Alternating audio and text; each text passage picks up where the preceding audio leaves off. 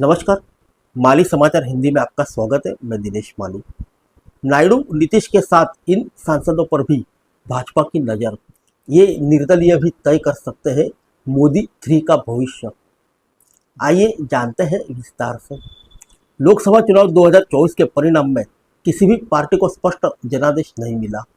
हालांकि भाजपा के नेतृत्व वाले एनडीए गठबंधन को 293 सीट मिली है, जबकि इंडिया गठबंधन के खाते में 234 सीटें आई। ऐसे में दोनों गठबंधन की नजरें बिहार के सीएम नीतीश कुमार और टीडीपी प्रमुख चंद्रबाबू नायडू पर है। इन दोनों नेताओं ने अपना समर्थन भाजपा को दिया है।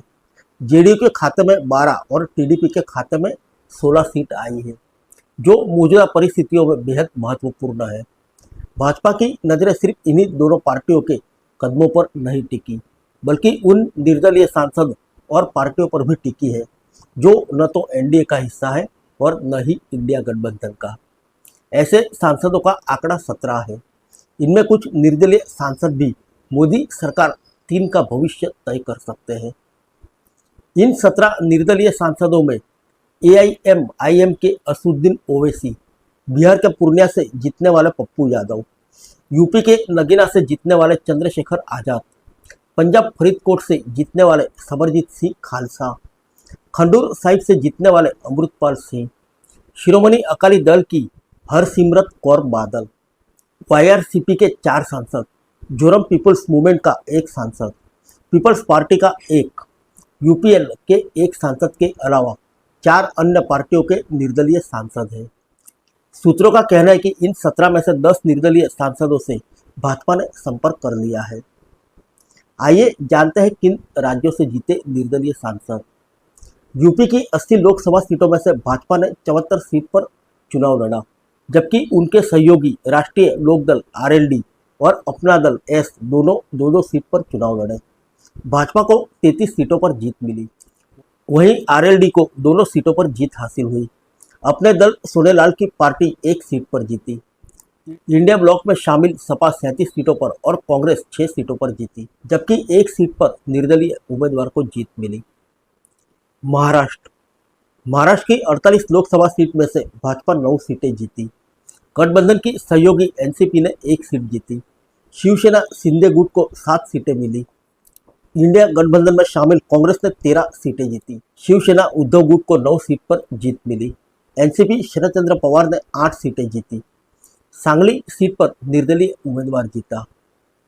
आंध्र प्रदेश की 25 सीटों में से भाजपा को 3 सीटों पर जीत हासिल हुई। वहीं सहयोगी पार्टी टीडीपी को 16 सीट पर जीत मिली। जनसेना पार्टी 2 सीटों पर जीती। वाईएसआरसीपी 4 सीट जीतने में कामयाब रही। तेलंगाना की 17 सीटों में से भाजपा ने 8 सीटों पर जीत हासिल की। कांग्रेस ने भी 8 सीटों पर जीत दर्ज की। ओवैसी को सिर्फ 1 ही सीट मिल पाई। बिहार की 40 सीटों में भाजपा को 12 सीट मिली। सहयोगी दल जेडीयू को भी 12 सीटों पर जीत मिली। लोक जनशक्ति पार्टी रामविलास 5 सीटों पर जीती। हिंदुस्तान अवाम मोर्चा ने 1 सीट जीती। वहीं इंडिया ब्लॉक में कांग्रेस को 3 सीटें और आरजेडी को 4 सीटें पर जीत मिली। सीपीआईएम ने भी 2 सीटें जीती। पूर्णिया की सीट पर निर्दलीय प्रत्याशी पप्पू यादव ने जीत दर्ज की। तमिलनाडु की 39 सीटों में से डीएमके ने 22 सीटों पर जीत दर्ज की। वहीं कांग्रेस ने 9 सीटों पर जीत हासिल की। एमडीएमके को 1 सीट मिली। सीपीआईएम और वीसीके को 2-2 सीटें मिली। 1 सीट पर आईयूएमएल और एमडीएमके ने जीती। राजस्थान की 25 लोकसभा सीटों पर भाजपा ने 14 सीटें जीती। वहीं इंडिया गठबंधन में शामिल कांग्रेस ने 8 और राष्ट्रीय लोकतांत्रिक पार्टी, भारतीय आदिवासी पार्टी, सीपीआईएम तीनों को 1-1 सीट मिली। केरल की 20 सीटों में सबसे बड़ी पार्टी कांग्रेस बनकर आई। कांग्रेस को 14 सीटों पर जीत मिली। वहीं सहयोगी दल आईयूएमएल ने 2 सीटें जीती। केरल कांग्रेस और आरएसपी ने 1-1 सीट पर जीत दर्ज की। वहीं भाजपा सिर्फ 1 सीट पर जीत सकी। सीपीआईएम को 1 भी सीट नहीं मिली। असम की 14 सीटों में से भाजपा ने 9 सीटों पर जीत दर्ज की। सहयोगी दल यूपीपीएल और एजीपी ने 1-1 सीट जीती। वहीं कांग्रेस 3 सीटों पर जीत सकी। झारखंड झारखंड की 14 सीटों में से भाजपा को 8 सीट पर जीत मिली। सहयोगी दल आजसू पार्टी 1 सीट पर जीती।